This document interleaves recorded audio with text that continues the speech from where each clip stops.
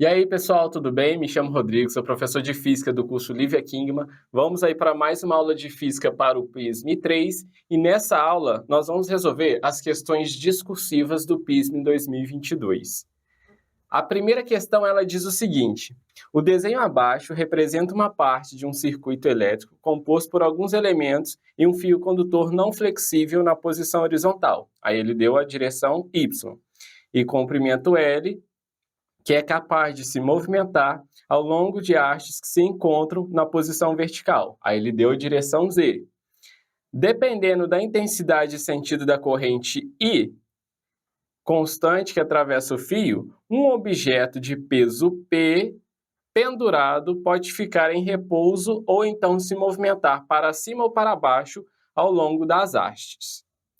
Existe um campo magnético B em toda a região por onde o fio pode se deslocar e tem direção X e sentido negativo, de acordo com o sistema de eixos abaixo.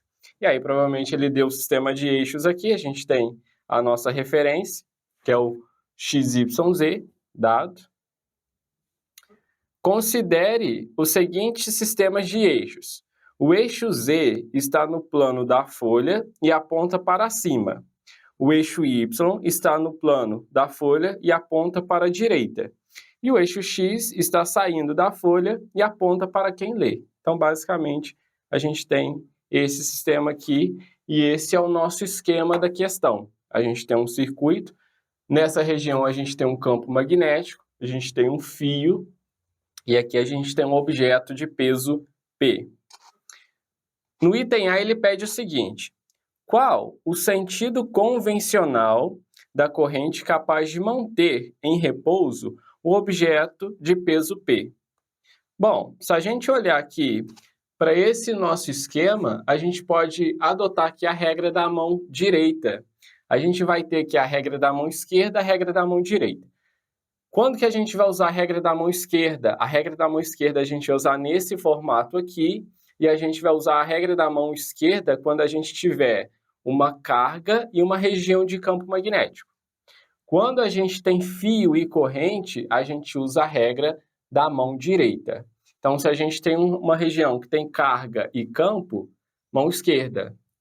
Uma região que tem fio e corrente, a gente usa a regra da mão direita. Nesse caso, quando a gente tiver uma carga na região de campo, a gente vai usar essa mão aqui, que é a mão esquerda. Como aqui a gente tem um fio, e aí a gente quer equilibrar esse objeto, fio e corrente, a gente vai usar a regra da mão direita. Basicamente, você vai fazer o seguinte: você vai colocar o seu polegar direito no sentido da corrente, claro, e aí você vai ter esses 4 dedos aqui no sentido do campo magnético, na direção e sentido do campo magnético, e a sua força vai ser perpendicular à sua palma da mão, ou seja, a força vai apontar aqui para cima. Perpendicular, ela gera um ângulo de 90 graus, então seria isso aqui.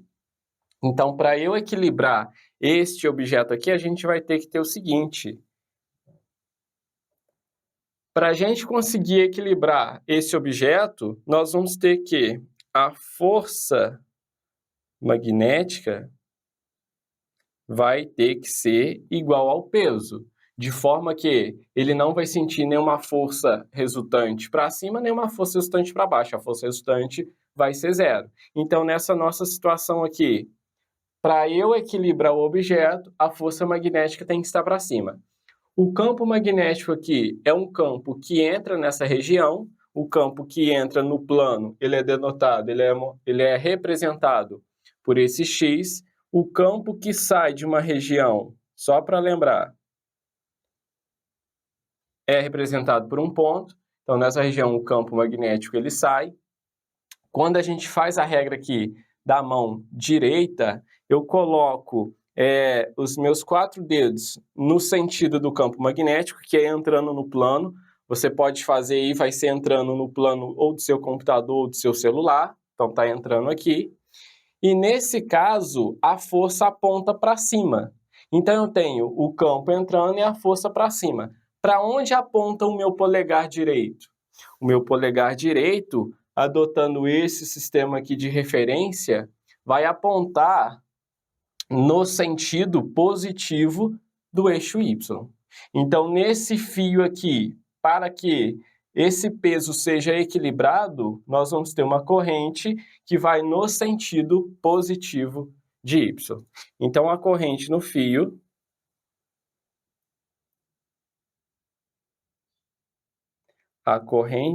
I no fio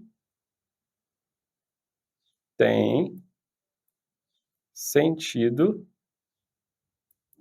positivo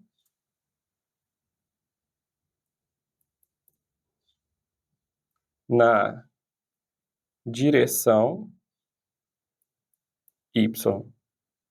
Então, a corrente no fio é uma corrente convencional, ela vai ter sentido positivo na direção de Y, usando aqui para definir a regra da mão direita. Pessoal, a regra da mão direita ela é usada dessa forma e a da mão esquerda ela é usada dessa forma aqui. Ah, mas na prova eles viraram o campo, viraram corrente. Não inventa moda de ficar torcendo o braço, não. A regra é assim e assim, então vocês vão tirar, a folha sai do papel, você tira a folha e ajusta a folha, a prova, de acordo com a regra. Não precisa ficar torcendo a mão, não, beleza? Bora para o próximo item. Qual a intensidade da corrente I para manter o equilíbrio estático do objeto de peso P? Bom, aqui pela condição de equilíbrio, a gente sabe que a força magnética, né, que gera pela passagem de corrente, vai ser igual ao peso do objeto. Então, basicamente, a gente pode escrever o seguinte. A força magnética, relembrando a expressão da força magnética, pode ser escrito como sendo Q, V, B, seno de θ. Isso aqui, essa expressão a gente usa quando a gente tem carga numa região de campo, eu lanço a carga com uma velocidade V, ela vai estar sujeita a uma força magnética. E aí esse seno do ângulo aqui, esse ângulo é o ângulo entre a velocidade e o campo magnético. Só para relembrar, porque nessa questão a gente não usa essa expressão. Eu posso usar uma expressão que equivalente a essa, que diz que a força magnética vai ser o campo vezes a corrente vezes o comprimento do fio. É a equação do Biot. A equação do Biot é a equação da força magnética. A gente vai ter campo magnético, corrente elétrica e o comprimento do fio. Equação do Biot. O Biot a gente calcula a força magnética. Então, a gente vai agora voltar nessa condição aqui de cima. A força magnética vai ter que ser igual ao peso do objeto. Então, basicamente, a gente vai ter que, como a força magnética vai ter que ser igual ao peso, a força magnética é a equação do Biot, campo, corrente e comprimento do fio. Então, eu vou substituir a força pela equação do Biot, vai ficar B vezes I vezes L é igual ao peso. Então, a corrente I vai ser o peso dividido pelo campo vezes o comprimento L. Tá aí a corrente no fio. Como ele pede a corrente no fio, a corrente vai ser o peso dividido pelo campo vezes o comprimento. Se o objeto P se move para cima com uma velocidade constante d de módulo V, qual deve ser a potência fornecida ao circuito? Dê sua resposta em função de... Pessoal, quando pede em função de, a nossa resposta tem que ser uma resposta literal, só com letra. E essas letras aqui, elas devem aparecer na nossa resposta. Então, tomem cuidado com isso. Ele quer, então, que a gente determine a potência fornecida ao circuito. A gente deve lembrar que a potência fornecida ao circuito, ela pode ser calculada da seguinte forma. A potência vai ser o trabalho sobre o intervalo de tempo. Só que potência é energia pelo intervalo de tempo. Aqui eu vou definir como trabalho sobre o intervalo de tempo. E o trabalho, a gente lembra lá da física 1, que o trabalho é força vezes o deslocamento. Então, agora eu vou substituir isso aqui na expressão da potência e vou calcular essa potência fornecida ao circuito. Então, a potência vai ser igual a força magnética vezes o deslocamento dividido pelo intervalo de tempo. Por que eu já escrevi dessa forma? Esse ΔT ele divide todo mundo, mas eu posso colocar ele dividindo todo mundo ou dividindo apenas um termo desse numerador, que é equivalente.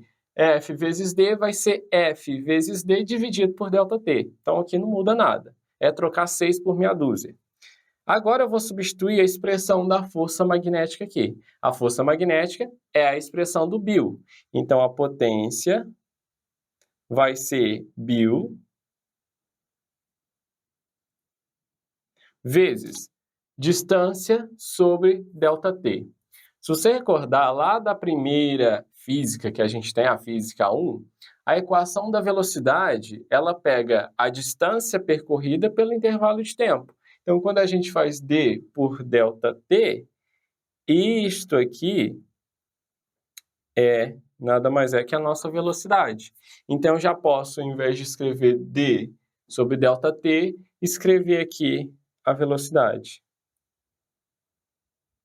Está aí a potência em função das variáveis exigidas, né, que é campo, corrente, comprimento do fio e velocidade.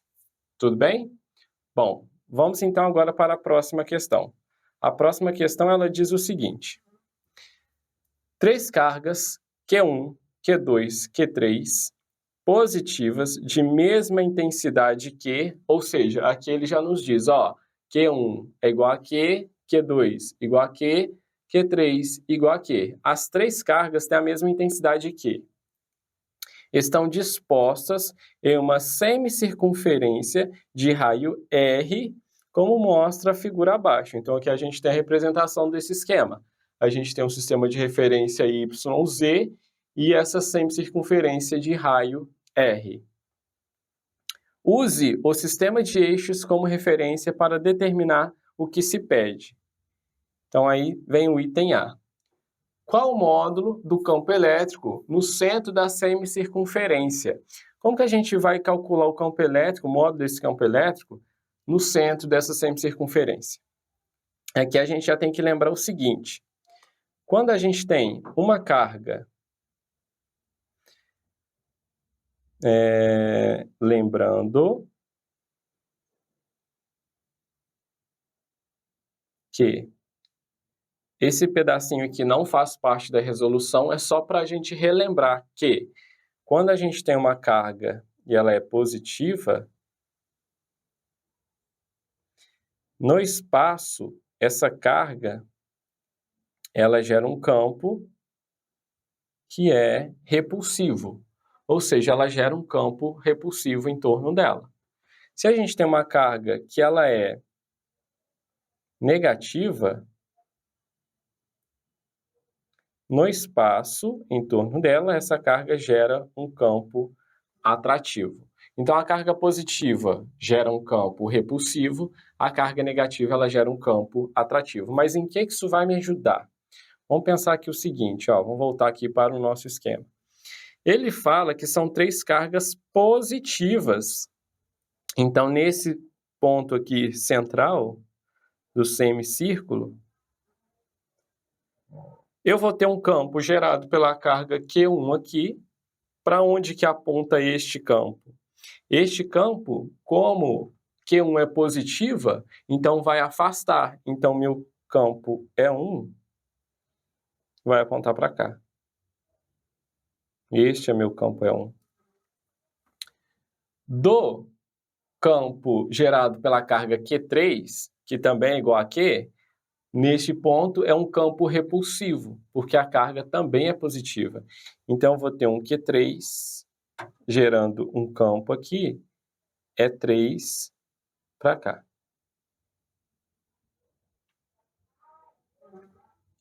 Já com relação a Q2, eu vou ter um campo neste ponto aqui que também é repulsivo, porque Q2 é maior que zero, é positivo. Então, eu vou ter um campo E2 para cá. Então, o E1 aponta no sentido positivo de Y, o E3 aponta no sentido negativo de Y, e o meu E2 aponta no sentido negativo de Z, mas ele pede um módulo, a gente não vai representar aqui esses sinais. Então, o campo nesse ponto vai ser a soma vetorial desses campos. Então, reparem que, como as distâncias são iguais, e a gente calcula campo fazendo K módulo de Q por D quadrado. Como as distâncias são as mesmas de Q1 e Q3 ao ponto, e as cargas são as mesmas, então E1 vai ser igual a E3. Então, a gente já pode fazer o seguinte, por simetria, esse E1 ele vai cancelar o E3. Então, fazendo essa soma vetorial, a gente vai ter o seguinte, eu sei que meu vetor E vai ser a soma, né? E1 mais E2 mais E3. A gente viu ali, por simetria, o E1 é igual a menos o E3. Então, aqui, este E1 mata com E3. Eu vou ter, então, que o meu campo no ponto vai ser igual ao campo gerado pela carga 2. Então, agora eu vou calcular o módulo desse campo. Então, E vai ser K vezes Q2, que pode ser Q, né? Sobre a distância, que é D ao quadrado. Então, meu campo no ponto E, no ponto central ali, vai ser K, Q sobre R ao quadrado. Está aqui o campo gerado no centro do semicírculo. Ele pede no item B, determine qual a intensidade e sentido da força resultante em Q2 devido às outras cargas. Então, como que a gente pode fazer isso aqui? A gente vai pensar da seguinte forma. Eu tenho aqui o meu Q2, aqui em cima. Aqui eu tenho o meu Q1. E aqui eu tenho o meu Q3. Ele quer saber qual que é o módulo da força resultante aplicada em Q2 devido à presença das cargas Q1 e Q3. Aqui, essa distância é R, aqui é R, e eu tenho que achar aqui, no caso, essa distância aqui também é R, eu tenho que achar qual é a distância das cargas Q1 a Q2 e Q3 a Q2. Como elas são equidistantes aqui nesse ponto, Q1 a Q2 tem a mesma distância de Q3 a Q2, eu vou achar a distância de Q1 a Q2 e concluir que essa distância é a mesma aqui. Então, essa distância D aqui, que a gente vai calcular, a gente pode usar um teorema, que é o teorema de Pitágoras. Onde aqui embaixo eu tenho um triângulo gerado aqui, pessoal, um triângulo aqui. Aqui embaixo eu tenho o lado R. E aqui eu também vou ter o lado R, então este lado do triângulo vale R, este lado aqui vale R e este lado vale D, que é a distância entre as cargas 1 e 2. Vou chamar D1, 2 aqui. Então, como que a gente vai calcular esse D1, 2? O D1, 2 ao quadrado vai ser igual a R ao quadrado mais R ao quadrado. Teorema de Pitágoras, o quadrado da hipotenusa é igual à soma dos quadrados dos catetos. Tá aqui. R quadrado mais R ao quadrado vai ser 2R ao quadrado. A distância está ao quadrado, eu posso jogar e tirar esse quadrado na forma de raiz. Então, a distância 1, 2 vai ser raiz quadrada de 2R ao quadrado. Este R pode sair da raiz, então a distância de 1, 2 vai ser igual a raiz de 2 vezes R. Então, tá aqui, essa distância é raiz de 2R, essa distância aqui também vai ser raiz de 2R. Agora eu vou representar a força neste ponto aqui, ó. Como que a gente faz a representação desta força? A força, por serem cargas positivas, a gente tem que lembrar do princípio da atração e repulsão. Quando a gente tem duas cargas de mesmos sinais, a tendência delas é se repelir. Então, eu tenho positivo, positivo se repele, a força é repulsiva. Negativo com negativo, a força é repulsiva também. Positivo com negativo, a força é atrativa. Como aqui as três cargas são positivas, a força aqui vai ser uma força repulsiva. Então, vou ter a força que Q1 faz em Q2 para cá.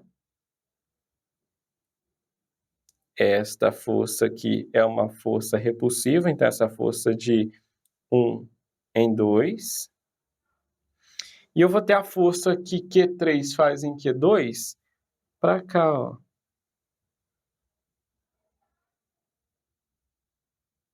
Essa é a força 3, 2. Então, agora a gente vai fazer uma soma vetorial. Pelo amor de céus, vocês têm, nessa altura do campeonato, já saber mexer com vetor. Então, eu vou ter aqui uma decomposição no meu eixo Z, de forma que essas forças, como eu tenho uma força para cá e uma força para lá, elas projetadas em Z, elas se somam. Ou seja, então basta eu calcular o valor de uma única força, já que as distâncias da Q3 e do Q1 são as mesmas de a Q2, eu posso calcular o valor de uma força e multiplicar isso por 2. Na verdade, eu posso fazer essa projeção aqui. Agora, eu tenho que saber qual é o ângulo dessa projeção. Repare o seguinte, essas forças elas são ortogonais, ou seja, elas têm um ângulo de 90 graus entre si. Então, como eu dividi aqui o eixo Z, divide esse ângulo ao meio, este ângulo aqui, eu vou chamar de θ, então este θ aqui é um ângulo de 45 graus. Então, eu vou projetar estas forças aqui no meu eixo Z. Reparem o seguinte, aqui eu tenho um ângulo de 90 graus, gerei um triângulo retângulo, onde essa minha força aqui é a hipotenusa e a força projetada em Z é o meu cateto adjacente. Quando a gente tem hipotenusa e cateto adjacente, a gente usa a lei do cosseno. Então, a gente sabe que o cosseno daquele ângulo ali vai ser o cateto oposto, que vai ser a força em Z sobre o cateto, sobre a hipotenusa, que é a força 1, 2. Só que a força 1, 2 é igual à força 3, 2. Então, basta eu calcular uma força só e multiplicar isso por 2. Então, meu FZ, meu F1, 2 está dividindo, em vez da divisão, multiplicação. Então, passa aqui para cima. Então, a minha força em Z vai ser o quê? F1, 2 vezes o cosseno de θ. Tá aqui, essa expressão que eu vou usar. Mas, lembrando que essas forças, elas se somam, a gente pode escrever o seguinte, que a força em Z vai ser 2 vezes a força F, que é a soma de F1, 3, 1, 2 com F3, 2, vezes o cosseno de θ. Lembrando que, pela lei de Coulomb, a força coulombiana ela é calculada fazendo K vezes módulo de Qzão, módulo de Qzinho, pela distância ao quadrado. Então, aqui ela tem módulo e ao quadrado a distância. As cargas têm módulo e ao quadrado. Lembrando que as cargas são iguais, ou seja, elas têm módulo Q. São as 3 cargas positivas iguais a Q. Então, vai ficar o seguinte, substituindo a equação de Coulomb aqui em cima, e lembrando que a distância a gente calculou aqui atrás, que é raiz de 2 vezes R, e lembrando que o ângulo é um ângulo de 45 graus, e que o cosseno de 45 graus é raiz de 2 sobre 2, então a gente vai substituir essas informações na força em Z e vai calcular a força na carga Q2. Então, F em Z vai ser 2 vezes K vezes Q sobre D ao quadrado, que vai ser a distância raiz de 2 vezes R ao quadrado, vezes o cosseno de 45 graus. Então, aqui vai ficar o seguinte, Q vezes Q vai dar Q quadrado, então Fz vai ser igual a 2 vezes K, esse K é a constante eletrostática, Q quadrado sobre... Aí aqui embaixo, como os dois estão elevados ao quadrado, vai ser raiz de 2 ao quadrado, corta a raiz com o expoente 2, fica só o 2, e R ao quadrado. Então aqui vai ficar 2R ao quadrado, vezes o cosseno de 45, que é raiz de 2 sobre 2.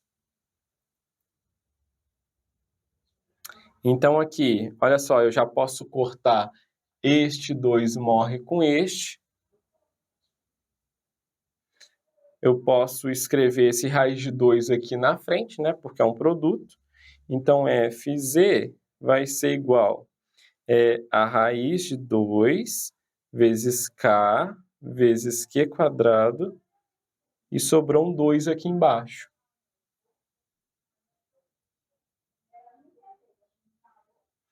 Então, esse é o módulo da força na direção Z.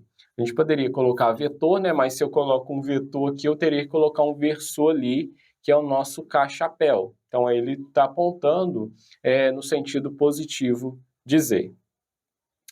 Bom, então vamos agora para a próxima questão. A questão 3, ela diz o seguinte.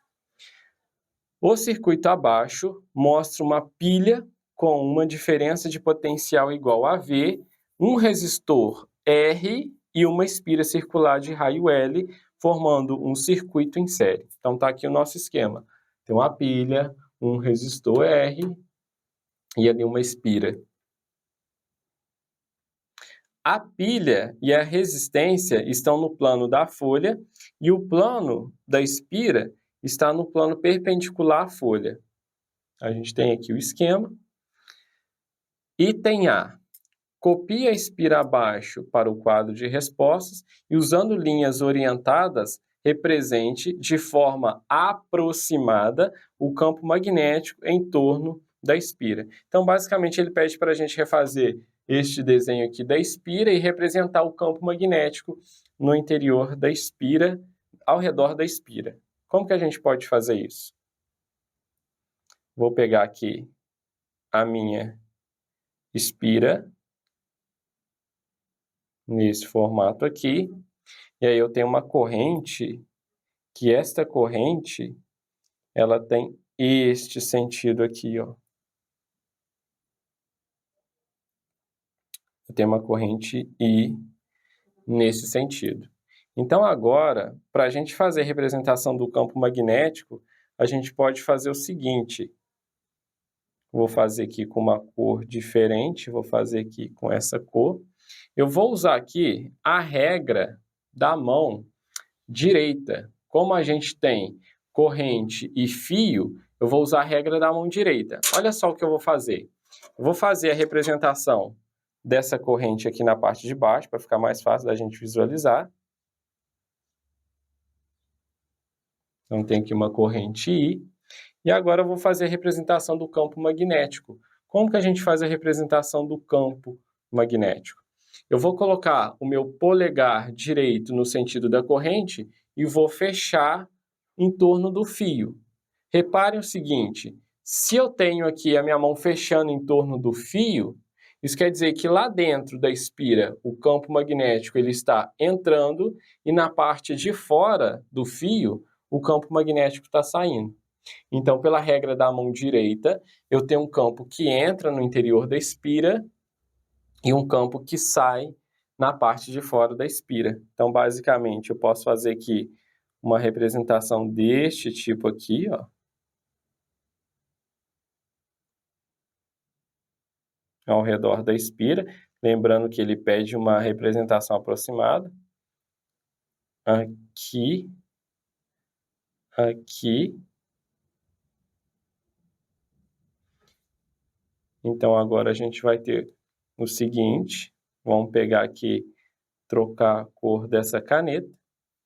Na parte de dentro, o campo magnético entra, então tem aqui um campo entrando na parte interna, e este campo ele sai na parte externa. Então, ele entra dentro da espira e ele sai na parte externa da espira. Então, pela regra da mão direita, a nossa representação vai ser essa. O campo ele entra na parte interna da espira e ele sai na parte externa. Ah, mas aquela corrente ali em cima é difícil fazer representação.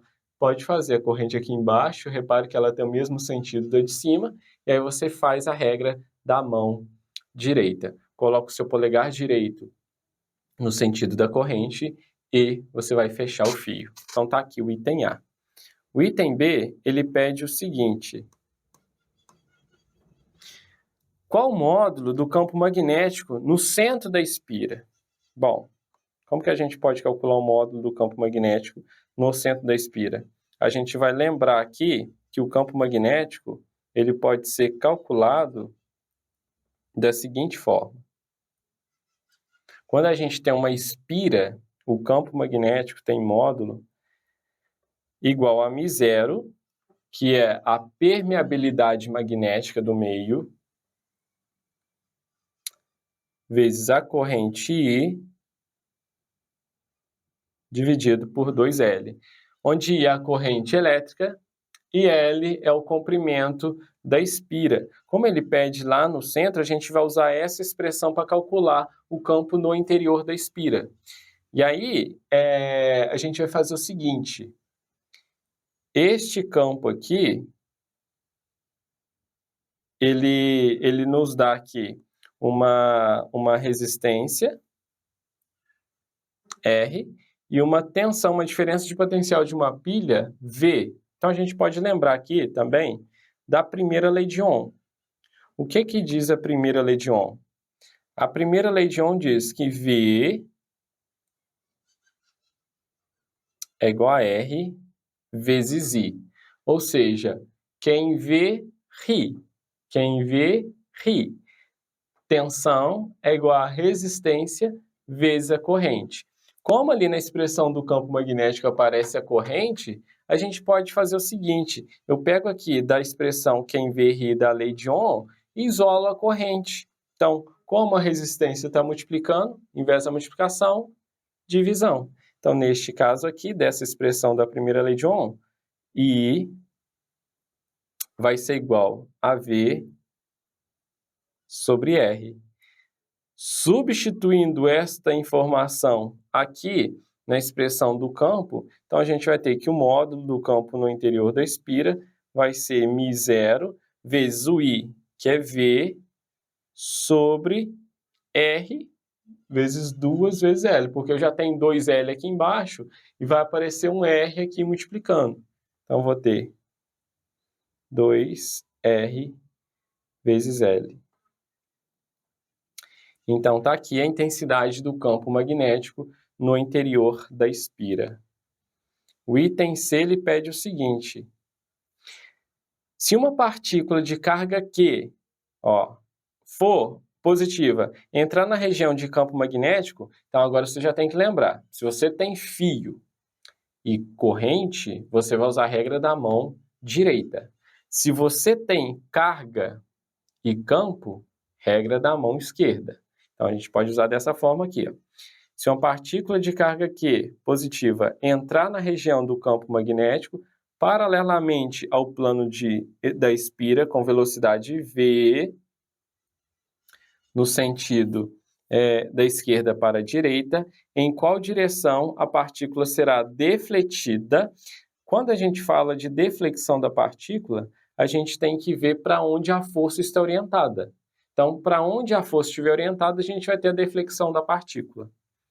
Na parte externa da espira. Considere o sistema de eixos coordenados abaixo, isto é, o eixo Z está no plano da folha e apontando para cima, o eixo Y está no plano da folha e apontando para baixo, para a direita, e o eixo X está saindo da folha e apontando para quem lê. Então, aqui ele deu o sistema de referência.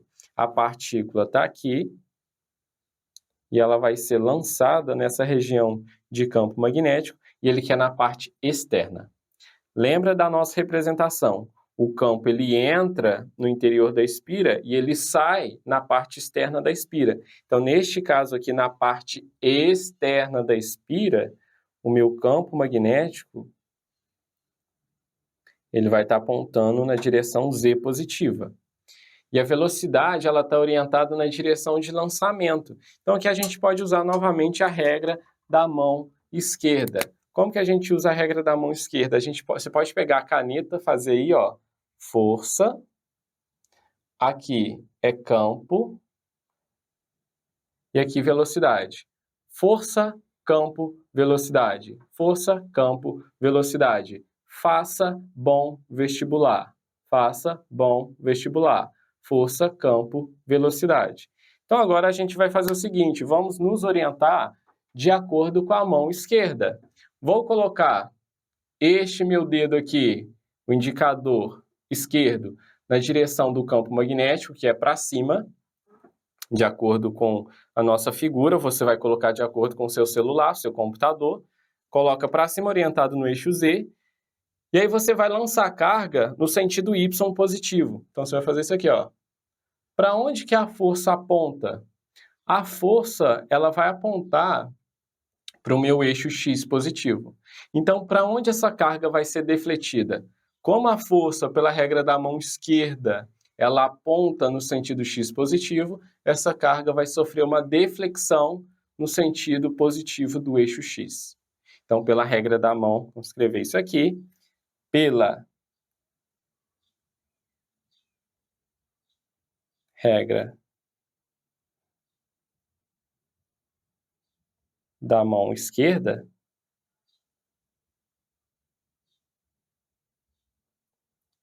a força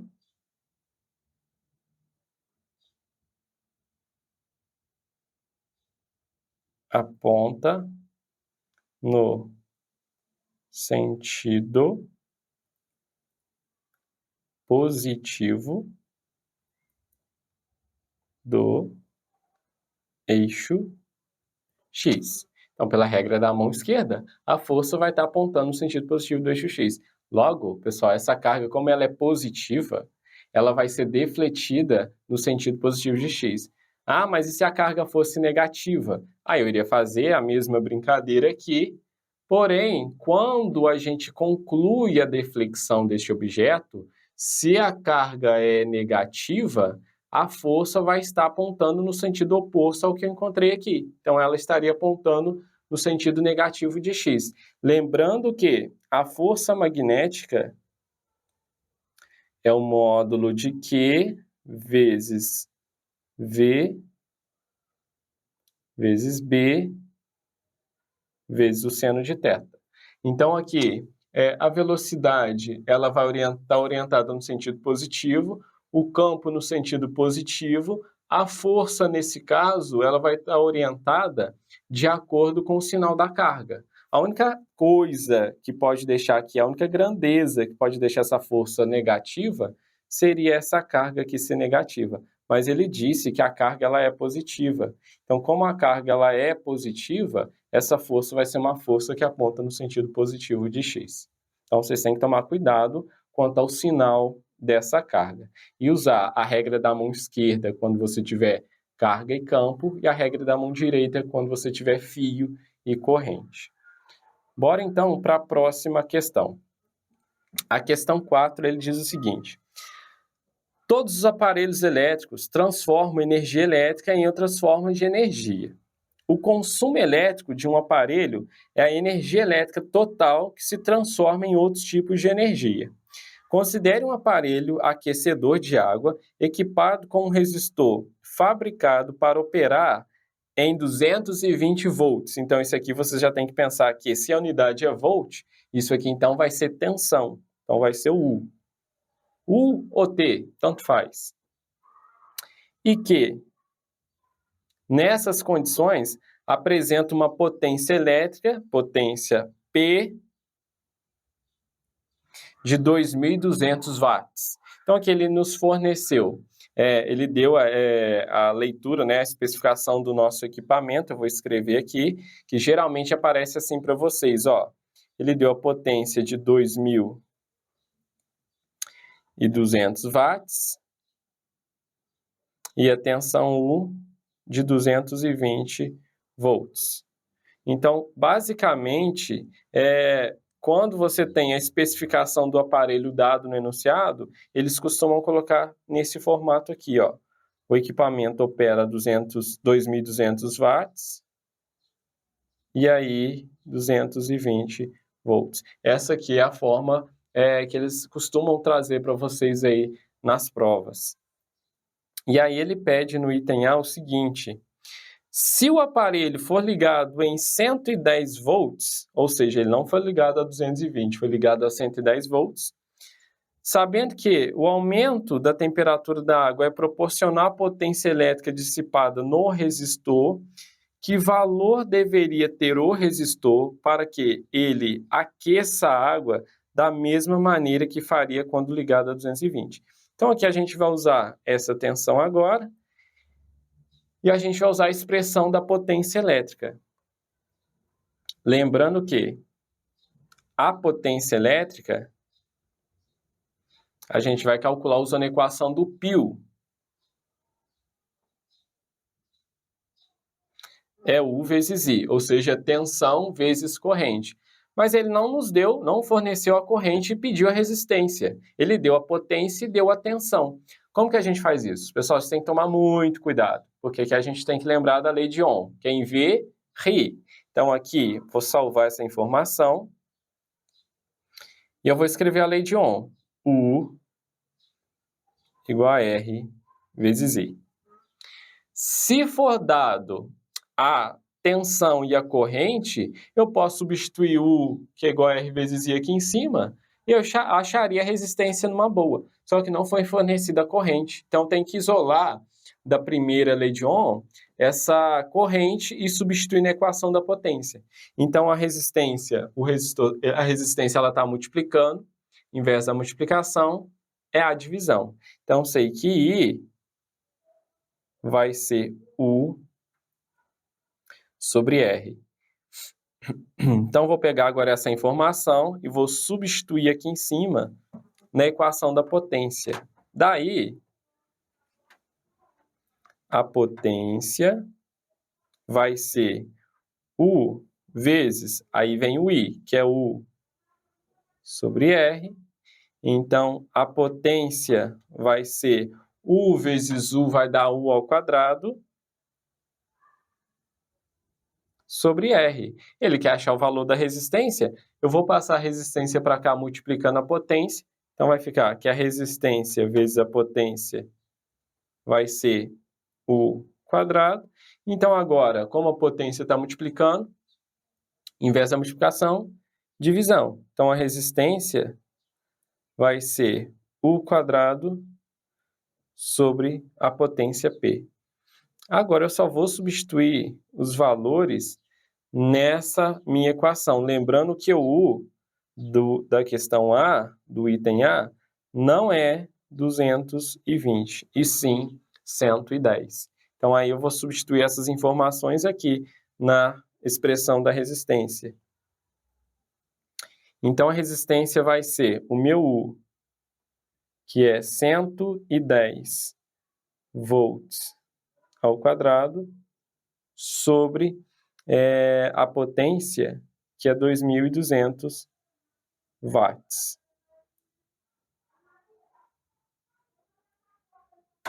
Fazendo 110 ao quadrado, a gente vai ter que este valor aqui é 12.100 volts ao quadrado, levando todo mundo ao quadrado, sobre 2.200 watts. Aqui a gente já tem a unidade de medida. Volt quadrado por watts vai ser a unidade de resistência, que é ohm. Eu posso cortar este zero com este zero maior com esse, eu vou ter 121 dividido por 22. Resolvendo isso aqui, a gente chega numa resistência de 5,5 ohms. Então, esse deve ser o valor da resistência para ele operar com as mesmas especificações da mesma potência. O item B ele pede o seguinte: estime em kWh o consumo mensal de energia elétrica deste aparelho operando em 220 volts, então aqui a tensão é de 220 volts, se ele ficar ligado durante 15 minutos por dia. Então, ele pede aqui, gente, o consumo mensal. Quando ele pedir o consumo mensal, você já tem que pensar, um mês tem 30 dias. Não vai inventar de fazer 30, 31, 30, 31, 31, 31, não. Falou mensal, considera sempre o mês como tendo 30 dias. E aí ele fala que o equipamento fica ligado 15 minutos por dia, considerando que o quilowatt-hora custa R$ 1,10, qual seria a despesa mensal? Considere um mês composto, aí ele fala aqui embaixo, ó, por 30 dias. Então agora a gente vai calcular o custo. Como que a gente calcula o custo? Primeiro, eu vou calcular a energia elétrica. A gente sabe que a potência é a energia elétrica dividido pelo intervalo de tempo. Então, o intervalo de tempo está dividindo, inversa divisão, multiplicação. Então, a energia elétrica vai ser o quê?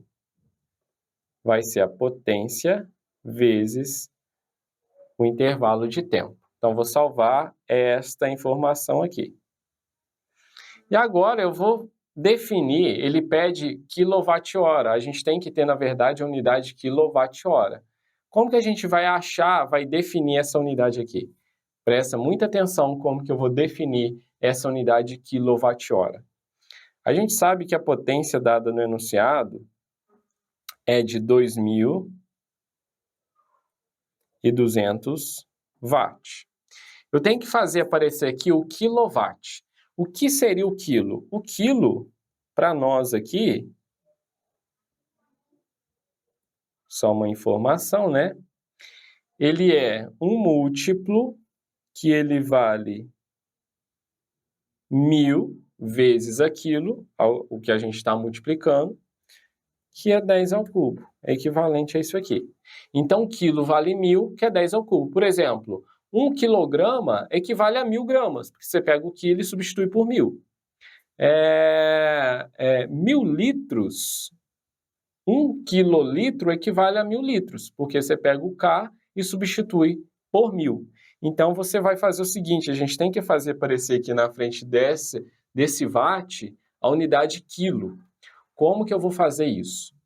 Presta atenção, pelo amor dos céus. Eu vou multiplicar esse 2.200 por 1. Só que eu posso fazer esse 1 aparecer de forma diferente. Eu vou fazer esse 1 aparecer aqui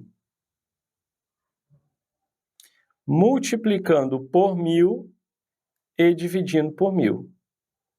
Quanto é 1.000 dividido por 1.000? é 1. Ah, então não vou mudar esse resultado aqui. Beleza. Agora, como aqui já apareceu 1000 watt, e o 1000 a gente sabe que é o quilo, que é o K, então aqui já vai aparecer em cima para mim a unidade de quilowatt. E aí eu vou dividir 2.200 por 1000. Ou seja, moral da história, para você converter de watt para quilowatt, basta você pegar o seu valor, o valor fornecido da potência, e dividir por 1000. Tá aqui. Então, dividindo 2.200 por 1000, a gente vai andar com a vírgula 3 casas para a esquerda, então isso aqui vai ser equivalente a 2,2. Agora sim, eu já posso colocar a unidade quilowatt. Tá aí. Se eu substituir o quilo por 1000, 1000 vezes 2,2 vai dar 2.200, que é a potência dada. Beleza? Se você não entendeu, pausa o vídeo, volta, refaz isso aqui com calma, que vai dar certo. E aí a gente tem agora, da expressão da energia elétrica, o intervalo de tempo ΔT.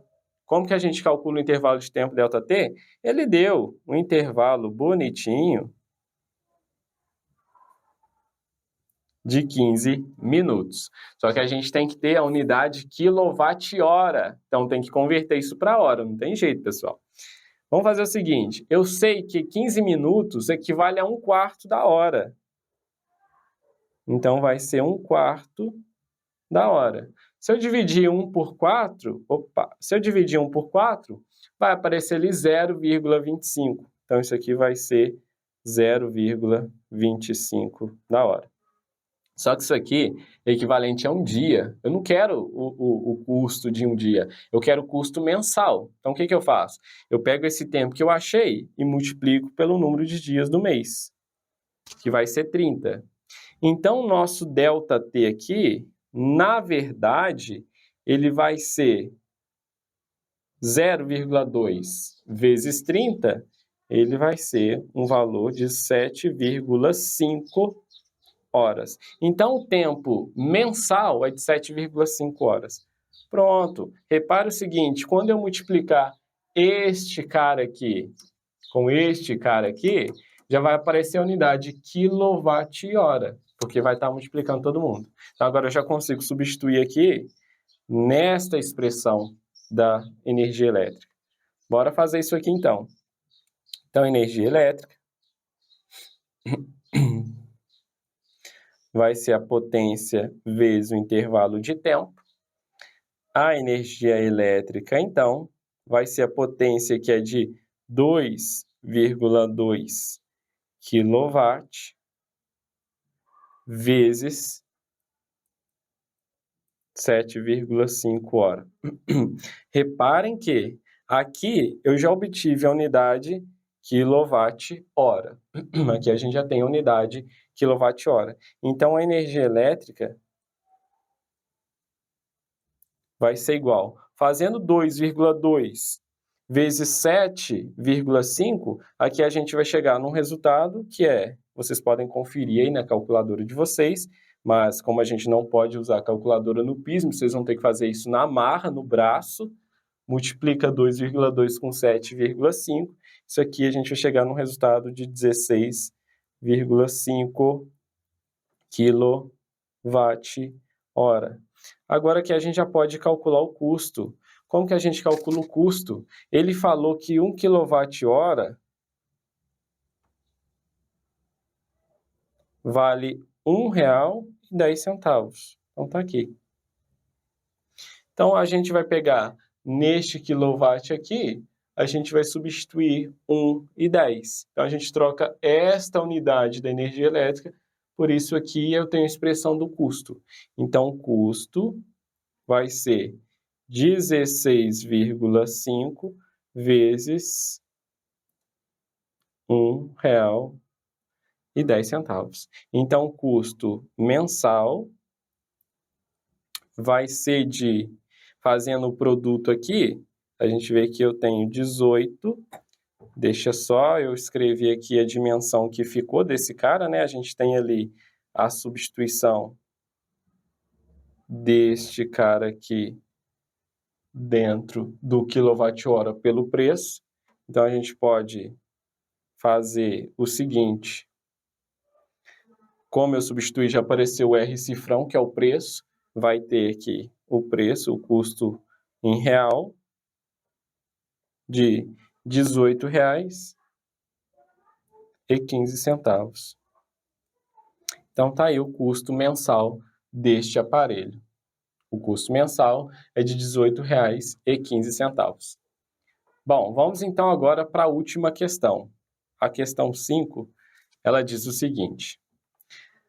No início do século XX, Niels Bohr, trabalhando no laboratório de Rutherford, propôs um modelo atômico que admitia que o elétron no átomo de hidrogênio deslocava-se em uma órbita circular sob a influência da interação coulombiana com o núcleo positivo em acordo com a mecânica clássica. Então, aqui a gente vai descrever, a gente tem aqui de acordo com o átomo de Bohr, o modelo proposto por Bohr. Vamos pegar aqui, por exemplo, o átomo de hidrogênio. Para o átomo de hidrogênio, a gente tem aqui o núcleo, onde no núcleo tem um próton. E aqui ao redor do núcleo eu tenho um elétron. O que Bohr propôs? Que o elétron ele ocupa níveis discretos. O que seriam níveis discretos? Ele tem órbitas bem definidas em torno do núcleo. Ele vai ter aquelas órbitas que a gente viu lá na distribuição de Linus Pauling, K, L, M, N, K1S2, L2S2, 2P6, M3S2, 3P6, 3D10, N3, 4S2, 4P6, 4D10, 4F14 e assim sucessivamente. Então, Bohr definiu que o elétron ele ocupa níveis discretos, ou seja, ele é a trajetória dele é bem definida em torno desse núcleo. E aí o K, camada K, eu vou chamar essa camada K. Vamos pegar aqui para uma distribuição, para um elemento que eu tenho vários elétrons. Eu tenho a camada K, L, M, N, O e P. Então, essa camada K a gente chama de N igual a 1, fala que é N igual a 1. Camada L, N igual a 2, M, N igual a 3, N igual a 4 e assim sucessivamente. Beleza? Então, aqui a gente vai ter o elétron ocupando níveis discretos. E aí, neste modelo, é possível obter uma estabilidade mecânica, mas o átomo seria eletricamente instável, pois o elétron estaria acelerado e, consequentemente, irradiaria energia eletromagnética, colapsando o átomo. Para resolver este problema, Niels Bohr postulou que o elétron poderia deslocar-se em certas órbitas sem irradiar. Então, ele pode deslocar na órbita sem sofrer, sem emitir radiação, sem irradiar. Essas órbitas foram denominadas de estados estacionários, que são as órbitas N igual a 1, N igual a 2, N igual a 3 e assim sucessivamente. Nesse modelo, o estado fundamental é uma órbita circular que tem distância média entre o elétron e o núcleo de aproximadamente, aí ele deu aqui o raio da órbita, que é 5 vezes 10 a menos 11 metros.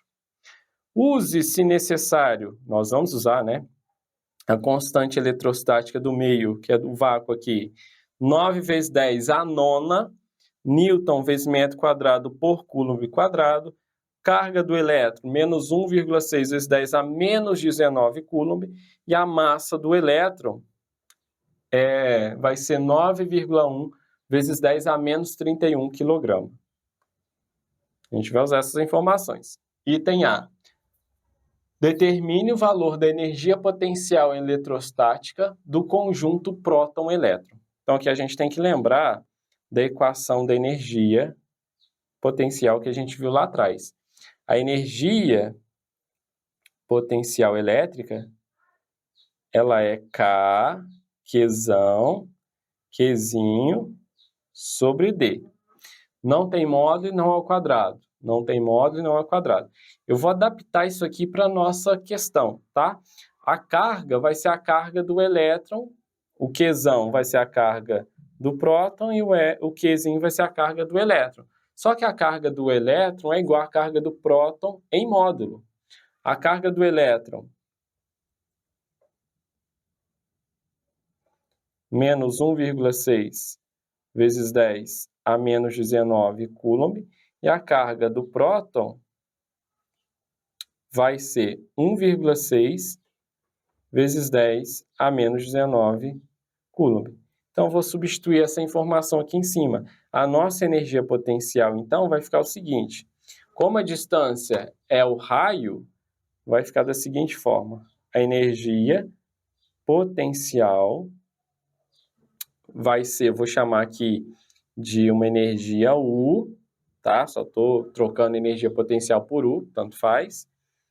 Vai ser igual. Vai aparecer K vezes E vezes menos E sobre R. Reparem que eu tenho mais com menos aqui dentro. Mais E menos E vai aparecer um sinal negativo aqui na frente. E vezes E vai ser E ao quadrado, dividido por R. Então, é assim que a gente vai calcular a energia potencial dessa interação próton-elétron. Então, vamos agora substituir os valores dados. Então, U vai ser menos o K, que é 9,0, vezes 10 a nona, aqui é 9, tá?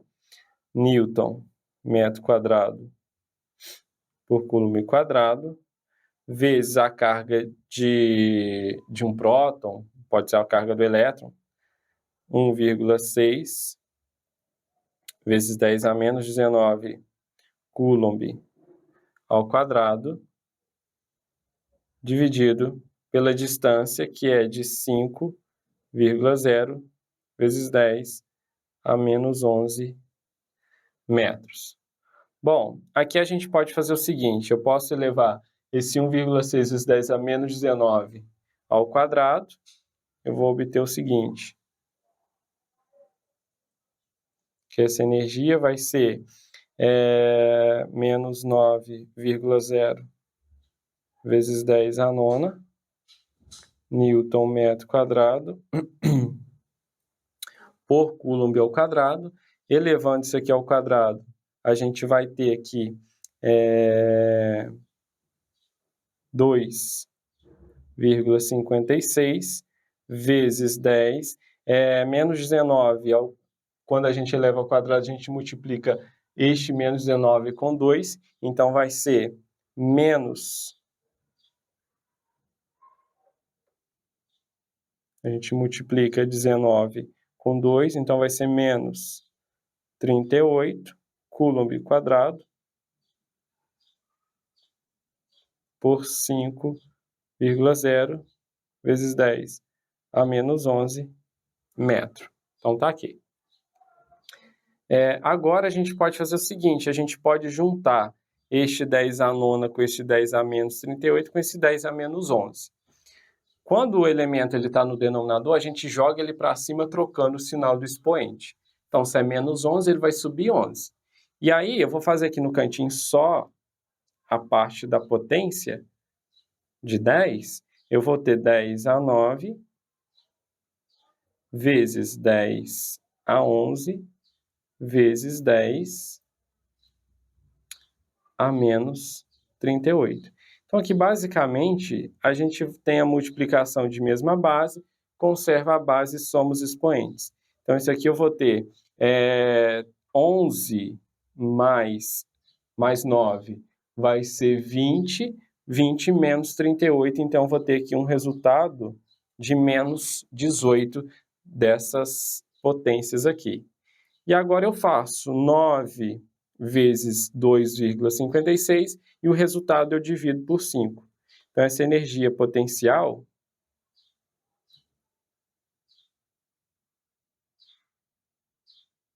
vai ser o seguinte, essa energia potencial vai ser menos, multiplicando esse resultado aqui, eu vou encontrar, e dividindo por 5, 4,6 vezes 10 a menos 18 Joule. Então, essa é a energia potencial da interação próton e elétron. E aí ele pede aqui no item B o seguinte: neste modelo, a estimativa da velocidade escalar tangencial do elétron para uma órbita circular no estado fundamental é de aproximadamente, ele deu a velocidade, 2 vezes 10 a sexta metros por segundo. Qual a energia total do sistema próton-elétron? Então, aqui a gente pode calcular a energia total da seguinte forma. Vou fazer aqui. Ele deu a velocidade, que é 2 vezes 10 a sexta metros por segundo. Então, a velocidade do elétron é 2 vezes 10 a sexta metros por segundo. E a gente tem que lembrar o seguinte, que a energia total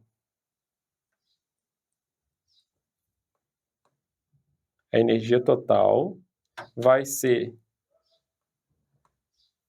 a energia cinética mais a energia potencial. Energia potencial a gente já calculou. Deu menos 4,6 vezes 10 a menos 18 joules. Agora eu tenho que calcular essa energia cinética. A energia cinética a gente calcula fazendo meio de mv ao quadrado. Esse m aqui vai ser a massa do elétron. Então agora eu posso calcular essa energia cinética da seguinte forma. A energia cinética vai ser meio da massa do elétron, que é 9,1 vezes 10 a menos 31 quilograma, vezes o quadrado da velocidade, que é 2,0 vezes 10 a sexta metros por segundo ao quadrado. Então aqui eu vou fazer 2 ao quadrado, vai sair 4, então a energia cinética vai ser 4,0 sobre 2 aqui. Esse 2 que está aqui na frente eu conservei ele, então 2 ao quadrado é 4, vezes 9,1. E aí eu já vou mexer aqui com essas potências. Ó, eu vou ter 10 elevado a menos 31 do quilograma, vezes, aí eu tenho 10 a sexta ao quadrado. Então aqui eu vou multiplicar esse expoente com este cara aqui, eu vou ter vezes 10 a 12. E aí eu tenho as unidades quilograma vezes metro quadrado por segundo ao quadrado, que vai nos fornecer a unidade joule. Eu faço 4 por 2, vai ser 2, vezes 9,1, vezes multiplicação de mesma base, eu conservo a base e somo os expoentes. Então, eu vou fazer menos 31 mais 12, equivale a menos 19, e aqui eu já ponho a unidade joules. E aí eu vou obter o resultado de energia cinética como sendo 18,2 vezes 10 a menos 19 joules.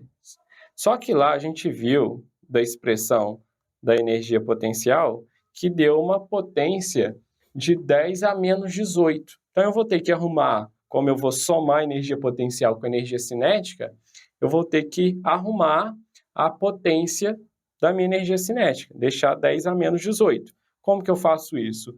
Eu ando com uma vírgula para a esquerda e aumento uma unidade no meu expoente. Se é 10 a menos 19, vai passar 10 a menos 18. Então, a energia cinética vai ser 1,8, considerando uma casa decimal, vezes 10 a menos 18 joules. Tá aqui a energia cinética, só que ele não pediu energia cinética, ele pediu energia total. Como que a gente calcula a energia total? Então, aqui, ó, energia total é energia cinética mais energia potencial. Então, calculando essa energia total, eu vou ter energia cinética mais energia potencial, que eu chamei de U.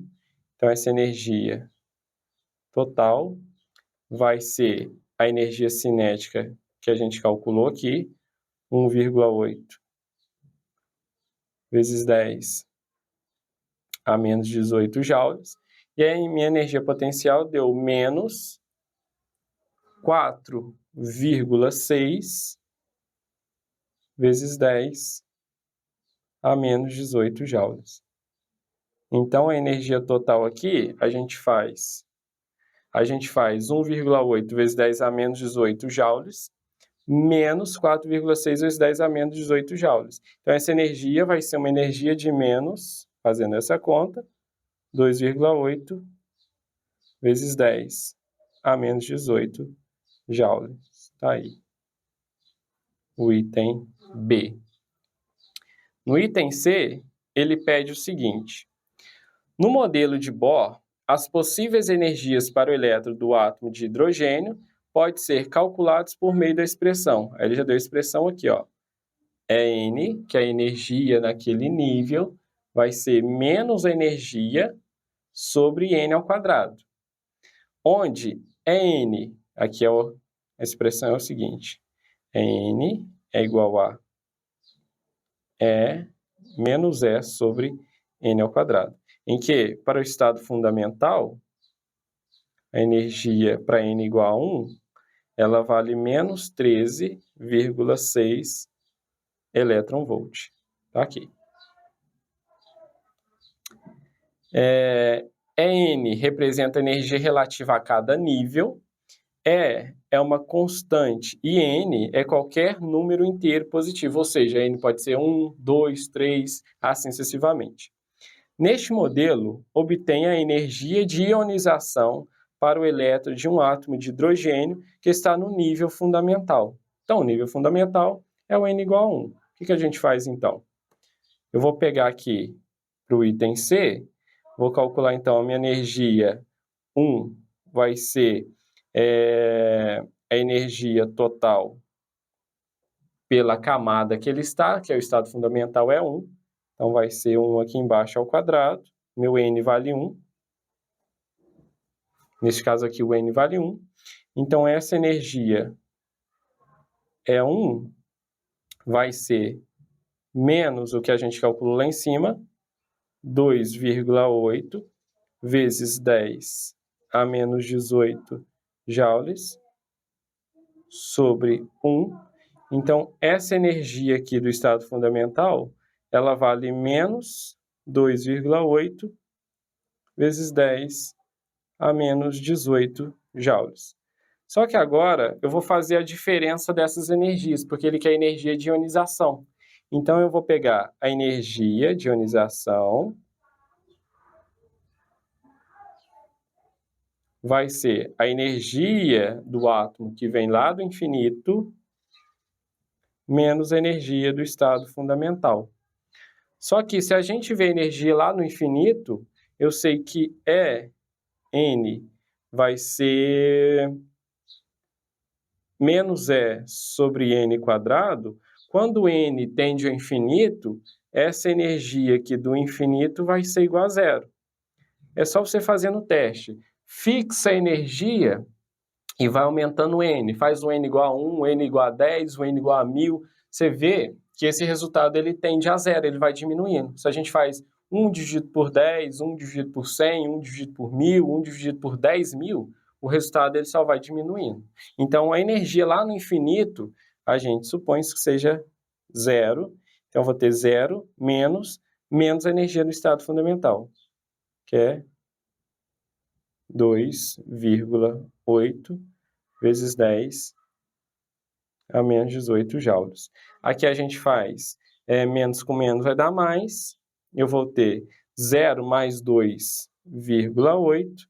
Nesse caso, a energia é de 2,8 vezes 10 a menos 18 joules. Esse aqui é o nosso resultado de energia de ionização.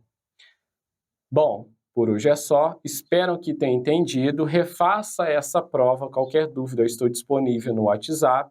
Façam com calma, vai dar tudo certo. Eu acredito e confio em vocês, pessoal. Valeu. Por hoje é só. Tchau, tchau. Boa sorte e tudo de bom para vocês.